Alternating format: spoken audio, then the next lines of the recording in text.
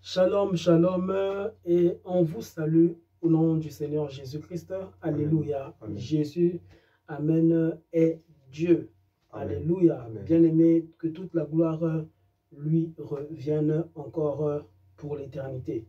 Bien-aimé, on a encore un message vraiment très important à vous partager aujourd'hui, que Dieu veut nous partager, nous tous. Alléluia. Amen. Alors, c'est sur le thème d'aujourd'hui, c'est sur la malédiction. La malédiction sans cause et avec cause. Avec cause, sans cause. Amen. Acclame le Seigneur Jésus-Christ. Amen. Amen. Alléluia. Et j'aimerais laisser, d'ailleurs, le frère, bon, il n'est pas seulement un frère, il est aussi un homme de Dieu. Amen. Alléluia. Amen. Un homme de Dieu, c'est celui, amen, qui marche avec Dieu, qui est intègre. Alléluia. Amen. Et que Dieu a mandaté, que Dieu a appelé. Amen. Alléluia. Amen. Alors, homme de Dieu, je vous en prie, vous pouvez parler. Je vous bénis également. Je suis encore flatté une fois de plus de me retrouver devant vous. Je rends gloire au Seigneur et je vous bénis, vous qui avez disposé votre temps pour nous suivre. Soyez vraiment bénis. Et comme le frère Destin a dit, aujourd'hui, on va parler sur la malédiction sans cause. Pourquoi ce thème? Parce qu'en Afrique, très souvent, ils ont l'habitude de maudire. Les personnes qui leur langue n'ont pas encore été circoncis ou convertis, ils ont l'habitude de maudire. Et quand il dit au nom de Jésus, il répond toujours une chose qui attire mon attention. Il dit la malédiction avec cause a des effets. C'est justement sur ça que j'aimerais répondre par rapport à la lumière des Écritures. D'où vient ces versets? Ces versets d'abord viennent de Proverbes 26, verset 10. Voilà pourquoi j'aimerais sans plus tarder demander humblement à mon frère Destin de le lire. Alléluia. Amen. Et avant de commencer, j'aimerais prier au nom de Jésus-Christ. Dispose ton cœur afin que Dieu puisse te révéler, amen, ce qui doit te transformer en cette année et pour toute ta vie sur la terre. Alléluia. Père éternel, merci pour ce thème que tu nous donnes, la malédiction sans cause et avec cause. Jésus, tu as tout accompli à la croix. Seigneur, c'est toi qui es la vie. Donne-nous la vie. Nous avons besoin de la vie, parce que sans la vie, nous n'existerons pas auprès de toi au jour dernier. Au nom de Jésus-Christ. Amen. Amen. Alors, Proverbe 26, verset 1. Verset 2. Verset 2, pardon. La Bible nous dit ceci. Comme l'oiseau s'échappe, comme l'hirondelle s'envole, alléluia, ainsi la malédiction sans cause n'a point d'effet. Amen. La Bible dit, ainsi la malédiction sans cause n'a point de fait. Mais ce que j'aime, si la malédiction sans cause n'a point de fait, directement, on comprend que la malédiction avec cause a des effets. La Bible dit, la malédiction sans cause n'a point de fait. Mais la malédiction avec cause a des effets, comme beaucoup disent. Et aujourd'hui, on va éclairer par rapport à la lumière de l'Écriture, comme je viens de dire. Mais avant que la Bible puisse parler de la malédiction sans cause, la Bible a relevé quelque chose là qui est très important. Comme l'oiseau s'échappe, comme l'hirondelle s'envole. Ainsi c'est une raison. Ainsi vient justement compléter la première phrase. Ainsi la malédiction. Ainsi, voilà pourquoi, en d'autres termes, voilà pourquoi la malédiction sans cause n'a point de fait. C'est-à-dire, la Bible dit toute écriture est inspirée de Dieu et il est utile. Amen. Si le Saint-Esprit a permis que cette écriture-là soit inspirée ou soit écrite, c'est pour une raison. Amen. Sinon, la Bible n'allait pas, sinon l'Esprit n'allait pas permettre que le prophète puisse donner cet exemple-là. Il allait simplement dire la malédiction sans cause n'a point de fait. Amen. Mais si il a donné l'exemple de l'oiseau et de l'hirondelle, il y a un pourquoi. Il dit comme l'oiseau s'échappe. On comprend que cet oiseau-là s'est échappé. S'il s'est échappé, c'est parce qu'il y avait un moment qu'il était emprisonné. Mais après un moment donné, il s'est échappé. Comme l'oiseau s'échappe, voilà pourquoi la malédiction sans cause n'a point de fait. Et quand est-ce que l'oiseau était emprisonné? Cet oiseau-là, en d'autres termes, représente tout simplement l'humanité. Pour comprendre cela, nous devons rentrer dans le livre de Genèse. On connaît tous l'histoire de Adam et Ève. Et quand Adam et Ève ont péché, ils ont désobéi à Dieu, la race humaine était tombée dans le péché. était tombé dans la malédiction. On était livré au diable. Diable, c'est cet homme qui retenait cet oiseau. Le diable, c'était cet homme qui emprisonnait cet oiseau. Pourquoi en fait? Parce que la Bible dit, là, un jour, Jésus a dit à Pierre, c'est lui qui est lavé, et c'est lui qui a le pied lavé, n'a plus besoin de se laver tout entier. Parce que Pierre avait dit, lave aussi ma tête, lave aussi mes mains. Il a dit, non, c'est lui que ses pieds sont lavés, il est déjà purifié. Je ne sais pas si j'ai bien dit, mais c'est quelque chose pareil. En fait, lorsque l'humanité est tombée dans le péché, lorsque l'humanité a été corrompue par le péché, par la désobéissance de l'homme et de Adam et Ève, c'est-à-dire l'humanité tout entière était devenue sous la malédiction, était devenue péchère. Ainsi, le diable avait le pouvoir sur nous, le démon avait le pouvoir sur nous, tout le monde pouvait dire n'importe quoi sur nous. C'est-à-dire qu'un moment pouvait te maudire. Et ça arrive vraiment. Oui, le démon ou bien les sorciers pouvaient prononcer des paroles maudites contre nous, et cela avait vraiment des impacts sur nous, parce qu'on était sous la malédiction. On était sous l'emprise du diable. Et tu sais, quand quelqu'un d'autre pourra dire, mais comment moi je peux être sous la malédiction si ce n'est pas moi qui ai péché dans le jardin d'Éden? C'est lui qui avait mangé le fruit défendu. Ce n'était pas moi, c'était Adam et Ève. Alors c'est eux qui étaient tombés dans le péché ou sous la malédiction. Mais pourquoi vous dites que l'humanité tout entière? Je vais vous donner un exemple. Parce qu'on vient tous deux. Oui, si un noir se marie avec une autre noire, est-ce qu'ils peuvent mettre au monde un blanc? C'est impossible. Si tu es noir, tu te maries avec une noire, tu mettras au monde un noir. Si toi tu es noir. Mais c'est possible par un miracle de Dieu. Non, oui, mais je sais pourquoi j'ai dit ça. Okay. Si un noir se marie avec un noir, il ne peut jamais mettre au monde, humainement parlant, à moins que, comme le frère a dit, par le miracle de Dieu. Mais humainement parlant, c'est impossible. Parce que mon frère est noir, il est marié avec notre sœur chérie, elle est aussi noire. Si, exemple, sa femme met au monde un métis, je pense que mon frère, il va se fâcher. Il va dire, d'où vient cet enfant? Il est de qui? Ce n'est pas mon enfant. Parce qu'il est noir, il sait que sa femme mettra au monde un noir. C'est comme ça, en fait. Si aussi un blanc se marie avec une blanche, il ne peut mettre au monde qu'un blanc, pas un noir. C'est-à-dire, de même manière, quand la nature d'Adam a été corrompue, tous ceux qui sont nés, sont sortis d'Adam, ils étaient aussi directement corrompus. De même qu'un noir enfante un noir, de la même manière que la nature d'Adam a enfanté que sa propre nature. C'est comme ça que de Adam, nous sommes tous nés pécheurs, parce que la nature humanité était corrompue. Celui qui est pécheur ne peut enfanter qu'un pécheur. J'espère que vous m'avez compris. C'est comme ça que nous sommes tous trouvés dans cette malédiction. Mais il y a une partie très importante, parce que quand on lit la Bible, on doit la lumière des Écritures à un nom qui s'appelle Jésus-Christ.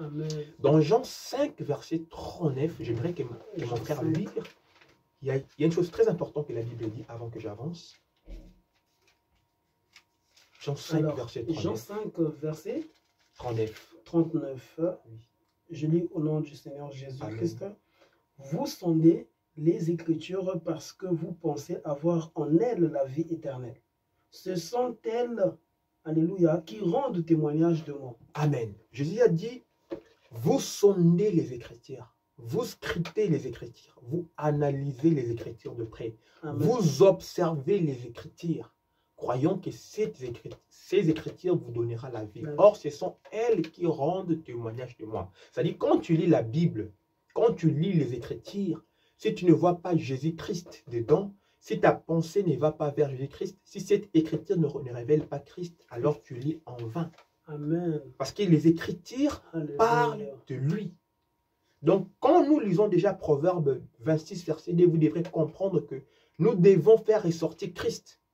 Parce que les Écritures rendent témoignage de lui. En dehors de lui, nous ne pouvons pas comprendre cette Écriture. Nous allons passer à côté. C'est comme ça que la Bible vient dire, comme l'oiseau s'échappe. Quand est-ce que l'oiseau s'est échappé? L'oiseau s'est échappé à la croix. Quand Christ a crié, tout est accompli. C'est comme ça que nous qui étions sous l'emprise de la malédiction, nous sommes sortis de la malédiction. La Bible dit comme ça. Tous ont péché et ils sont privés de la gloire de Dieu.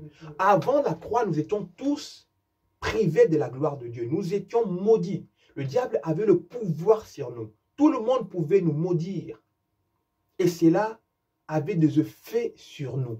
Mais à partir du moment où Christ est mort à la croix et il est ressuscité, et nous avons reçu Christ dans notre cœur, nous nous retrouvons dans cet exemple. La Bible dit, l'oiseau qui était emprisonné, il s'est échappé. La Bible dit, il n'y a, la Bible dit, il n'y a plus de malédiction pour tous ceux qui sont en Christ. Il n'y a plus de malédiction pour tous ceux qui sont en Christ. C'est en Christ que cette malédiction est devenue sans cause. Alléluia. Parce que tu ne peux pas maudire une personne que Dieu a bénie. Voilà pourquoi le prophète Balaam, dans le livre de Nombre, il voulait maudire Israël.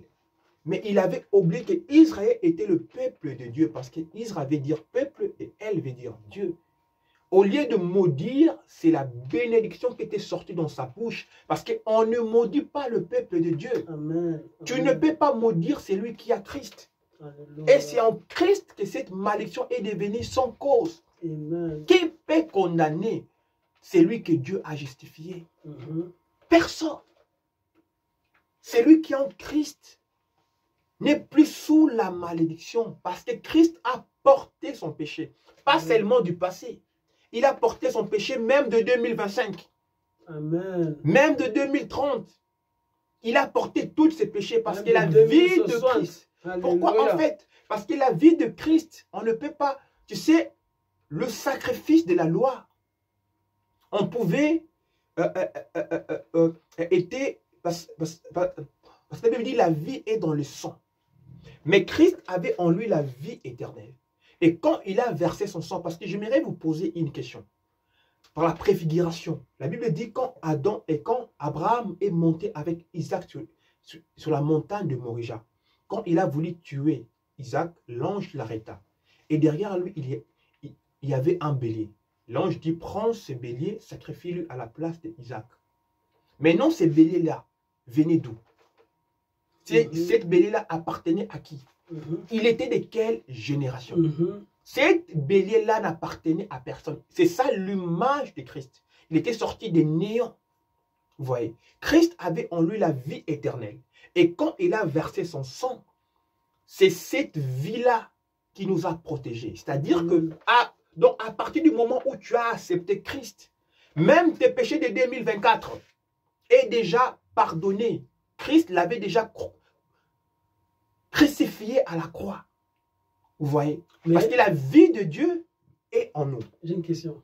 Oui, mais ce n'est pas le fait que Dieu nous a tous pardonnés, c'est-à-dire même les péchés que tu nous as vraiment dit par l'Esprit de Dieu, de 2024, 60, 80, pour ceux qui, alléluia, par la grâce de Dieu, vivront encore, si Jésus-Christ tarde, alléluia, à revenir te prendre personnellement ou en groupe, alléluia.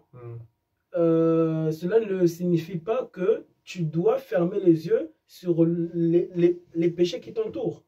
C'est-à-dire, tu te dis que de toute façon, Jésus-Christ, il a tout accompli à la croix et tu te revois en train de demeurer dans le mal, voilà pourquoi dans le la péché. Bible dit, là aussi, il faut faire très attention. Voilà pourquoi la Bible dit, ne recrucifiez pas Christ. Amen. Vous voyez, parce que c'est lui qui a obtenu la grâce est grâce qu'ici on obtient comme grâce. Si tu piétines sur la grâce, la Bible dit le jugement de la grâce sera plus grand que le jugement de la loi. Wow. Vous voyez? Quand tu as reçu la grâce, il faut aussi être reconnaissant. Amen. Si tu étais condamné à la mort et que mon frère Destin a dit, bon, je vais mourir à sa place, pas parce qu'il est innocent. Il sait que tu as tué une personne et tu mérites la mort. Mais les frères d'Esther a dit, parce qu'il y a une loi de la substitution qui existe, alors moi je vais prendre sa place. Il est mort à ta place, mais quand même, il ne faut plus retourner à tuer. Si tu retournes à tuer, c'est donc tu piétines sur le sacrifice de notre frère. C'est ça que Christ a fait. Nous méritions la mort. Nous méritions la mort à cause de notre péché. Mais lui, il a dit, je vais prendre leur place. Il est mort pour nous. Alors, parce qu'il nous a accordé cette grâce, nous ne pouvons plus rentrer au péché et dire, ah oui, voilà, il est mort. C'est comme si tu disais, ah, lui là, regarde, il est mort pour rien, tu vois. Donc, non, tu n'obtiendras plus la grâce. Alléluia. Vous voyez, la grâce est grâce seulement si l'obtient comme grâce. Amen. Voilà un peu si je peux répondre à ça. Mais la chose que je voulais apporter pour que vous puissiez comprendre, quiconque qui est en Christ, il n'est plus sous la malédiction. Parce que la Bible le dit clairement, il n'y a plus de malédiction, de condamnation pour tous ceux qui sont en Jésus-Christ. Il n'y a plus. Mais j'ai des questions, homme de Dieu, Amen, par rapport à cette malédiction, parce que vraiment, surtout dans les pays africains, mais pas seulement dans les pays africains, chez les Blancs, chez les musulmans, j'aimerais juste sur toute cette génération. Quelque chose qui est très important. Amen. En fait, voilà pourquoi c'est important de recevoir Jésus. Toi qui n'as pas Jésus-Christ dans ton cœur, Amen. tu es encore sous la malédiction. C'est pour ça que le diable jouera avec toi. Les sorciers de ta famille joueront avec toi. Seul Jésus. Les personnes parleront prononceront de paroles maudites contre ta vie. Et cela aura des effets sur ta vie. Parce que tu es sous la malédiction. Tu n'es pas sous la protection. Et c'est le Christ qui peut t'enlever de cette malédiction. Parce qu'il lui a payé le prix. C'est lui qui peut te libérer comme cet oiseau-là qui s'échappe. C'est lui qui peut faire ça. C'est pour cela, ouvre ton cœur à Jésus et reçois-lui dans ton cœur. Au nom de Jésus-Christ. Et ce qui est vraiment profond dans cette histoire que Dieu nous présente dans Jean, Amen, je pense que c'était dans Proverbe 26, 2, par rapport à cet oiseau, c'est aussi de se dire que je n'ai que cette vie-ci sous le soleil. Tu ne reviendras pas. Amen. Alors, cette malédiction-là, alléluia, Jésus nous avait libérés de cela sur cette terre. Amen. Ce n'est pas que tu dois attendre de mourir pour attendre cette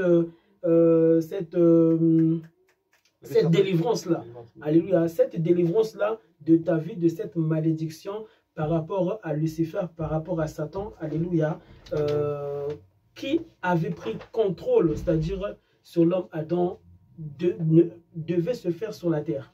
Voilà pourquoi Jésus-Christ devait mourir sur cette terre-ci. Amen. Voilà pourquoi toi qui souffres, toi qui as de problèmes dans ton mariage, toi qui vois que dans ta vie rien ne marche, tes études ne marchent pas, partout où tu vas, il y a toujours des problèmes. Mon frère, peut-être tu es déjà sous la malédiction. Ouvre ton cœur à Jésus, parce qu'en dehors de Jésus, il n'y a pas de solution. Amen. Le diable ne te libérera pas. L'intelligence de ce monde ne te libérera pas. C'est Jésus. Tu as besoin de Jésus. Au nom de Jésus-Christ. Le problème là qui t'arrive, peut-être c'est parce que tu es déjà sous la malédiction. Celui qui est maudit n'a plus besoin d'être maudit parce qu'il est déjà sous la malédiction. C'est le Jésus-Christ qui peut te délivrer de la malédiction. Des hommes viennent dans ta vie, ils partent toujours. Après un temps, il peut rester avec toi pendant 3 ans. Après, il te laisse. Que sa vie soit libérée au nom de Jésus. Tu es fidèle, tu es poli. Mais les hommes viennent pour l'éternité.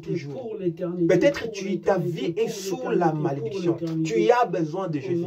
C'est le Jésus qui peut te délivrer. Amen. Tu aides des gens et au retour, les gens te répondent toujours mal.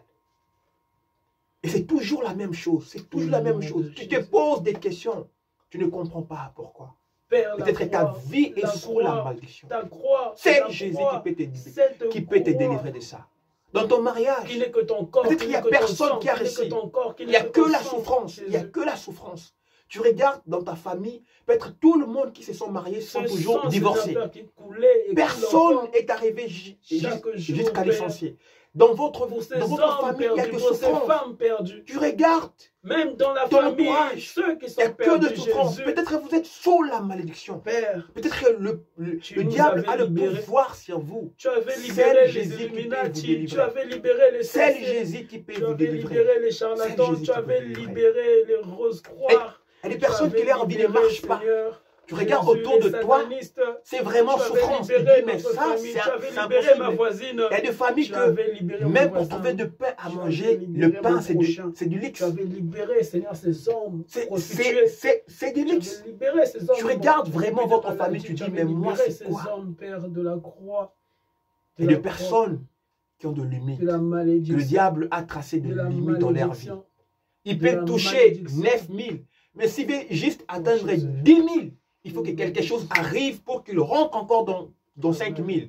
Lui, le diable a tracé un limite. Le diable a dit, lui, il ne touchera jamais 10 000 dans sa vie. Il ne dépassera jamais. Peu importe ce que tu fais. Quand tu arrives jusqu'à ce montant-là, il faut que des choses arrivent. Pour que tu redescends encore. Peut-être que ta vie est sous la malédiction. Peut-être que tu n'arrives pas à trouver même du travail. Tout le temps, quand tu commences à travailler, c'est là où on te chasse. Il faut toujours travailler. Alors que Dieu dit tu dois travailler. Mais toi, on finit toujours par te chasser. C'est là que se manifeste dans plusieurs sortes. C'est comme si Jésus, alléluia, vient contredire sa propre parole. Peut-être ta vie comme la vie éternelle. Comme l'exemple que mon frère vient de dire, peut-être ta vie est sous la malédiction. Tu as besoin de Christ. C'est lui qui peut te délivrer. La Bible dit en lui, comme on vient d'expliquer la malédiction et son cause. Toi qui as des problèmes des enfants, quand tu tombes enceinte, il faut toujours que cette grossesse-là tombe. Disparaît. Une fois, 2 fois, 3 fois, 4 fois, 5 fois, c'est pas normal. Peut-être que ta vie est sous la malédiction. C'est de cette malédiction. Quand tu te drogues, et même les drogués, l'alcool, tu n'arrives pas à te délivrer. Tu regardes ton grand-père, il était un soulard, ton père, un soulard. Toi, tu ne veux pas ça, mais c'est automatique. Tu es méchant dans ton cœur, méchant quand Dieu voit. Tu es sous la malédiction, la colère, noir. La haine. Ces choses-là ne viennent pas de Dieu. La jalousie. Des rancines. Donc la rancune, comment on dit là? Rancune. Ouais. Ce sont des choses qui ne viennent pas de Dieu. Peut-être que ta vie est sous la malédiction. Parce qu'il n'y a pas la vie en toi. C'est le Christ qui peut te délivrer. J'aimerais juste, mon frère Destin, prier pour tous les gens qui nous regardent, qui disent, moi j'ai besoin de Jésus et j'aimerais accepter Jésus-Christ dans mon cœur. Et qu'est-ce que je vais faire? J'aimerais juste que mon frère Destin puisse prier pour tous ces gens-là. Et toi, tu dois juste accompagner sa prière. Au nom de Jésus-Christ. Au nom de Jésus-Christ. Seigneur, guéris-moi. Seigneur, délivre-moi. Alléluia. Seigneur, donne-moi à te craindre. Pas seulement cette année, toute ma vie. Amen. Seigneur, révèle-toi encore et plus encore dans ma vie parce que je veux, Seigneur, me donner à toi. Amen. Si des hommes peuvent se donner à Satan et Satan se révélant à eux, a quand même plus forte raison, toi qui m'as créé. Amen. Toi qui m'as tissé dans le ventre de ma mère. Amen. Seigneur, bénis mes mains, bénis mes pieds. Amen. Bénis, Seigneur Père, mes yeux. Amen. Bénis mes oreilles, bénis ma langue. Saint-Esprit, remplis-moi de ton esprit. Amen. Remplis-moi de ton esprit afin de faire ta volonté. Je ne veux plus faire ma volonté. Je ne veux plus me battre moi-même seul. Amen. Je ne veux pas me battre seul dans ce monde. Amen. Mon Père ne pourra pas m'accompagner dans cette bataille spirituelle, diabolique. Amen. Seigneur, tu avais tout accompli à la croix. Je refuse de vivre, Seigneur Père, encore des malédictions dans ma vie. Amen. Je refuse de vivre des malédictions dans ma vie.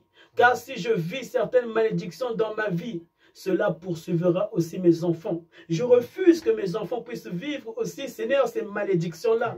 Au nom de Jésus-Christ. Au nom de Jésus-Christ. Que toutes les chaînes tombent du diable. Alléluia. Parce que, Père, ton sang avait coulé à la croix. Ton sang avait coulé à la croix. Ce n'est anormal que je puisse vivre encore, Seigneur, dans la jalousie, dans la haine, dans les compétitions, dans les rivalités, dans les mondanités. Que je puisse, Seigneur Jésus-Christ, être un parfum de bonne odeur par le Saint-Esprit, Seigneur. Afin qu'au dernier jour, tu ne puisses pas me rejeter dans un feu éternel. Ce feu qui me brûlait déjà sur la terre. Ce feu qui n'était qu'une malédiction pour moi, générationnelle d'Adam. Jésus, c'est toi seul qui as la vie. Donne-moi la vie. Je veux avoir la vie. Je veux la vie. Ta vie à toi. Je ne veux pas la vie de mon père, de ma grand-mère, de mon grand-père. Les coutumes dont nous vivons dans cette famille, je ne veux pas vivre ces coutumes-là. Je veux vivre la présence de Jésus, la présence de Dieu, la présence du Saint-Esprit. Oh Père, donne-moi ton onction. Donne-moi ton onction. Donne-moi ton onction.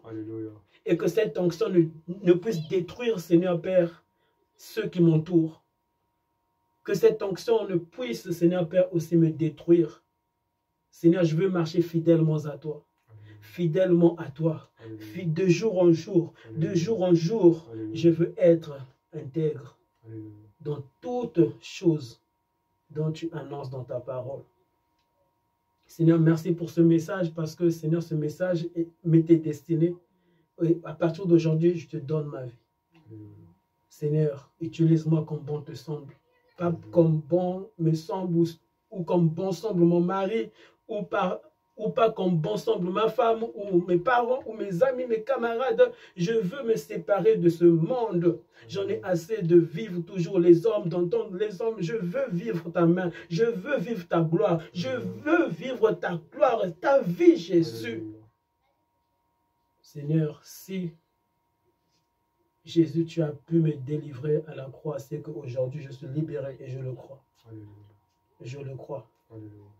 Donne-moi le Saint-Esprit, aujourd'hui pour toujours. Alléluia. Seigneur, que je ne puisse plus jamais attrister, Seigneur, ce que tu annonces dans ta parole. Alléluia. Seigneur, que le Saint-Esprit puisse se réjouir en moi, car tu as dit, Seigneur, nous ne pouvons pas être agréables à tes yeux sans le Saint-Esprit. Sans le Saint. En ce temps-ci, donne-moi le Saint, remplis-moi de ton esprit. En ce temps, en ce temps, en ce temps.